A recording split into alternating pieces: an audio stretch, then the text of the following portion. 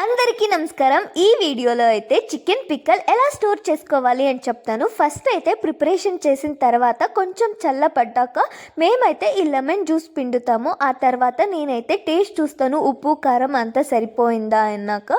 First డేనే ఏం బాగుండదు, ఒక 2 డేస్ తర్వాత తింటే ఉప్పు కారం మసాలా అంతా బాగా పట్టి చాలా బాగుంటుంది టేస్ట్. మేమైతే 3 లేయర్ ప్యాకింగ్ చేసి ఏమీ లీకేజ్ లేకుండా పంపిస్తాం.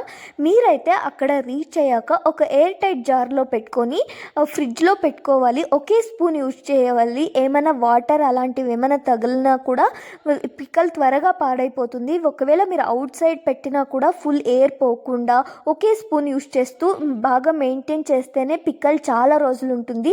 లేదంటే మీరు ఎవరి దగ్గర పిక్కల్ తీసుకున్నా కూడా త్వరగా పాడైపోతుంది. సో మీకు కూడా ఈ చికెన్ పిక్కల్ కావాలి అనుకుంటే స్క్రీన్ పైన కనపడుతున్న వాట్సాప్ నెంబర్కి మెసేజ్ చేసి ఆర్డర్ చేసుకోవచ్చు. మీ అడ్రస్కి మేము పంపించేస్తాం.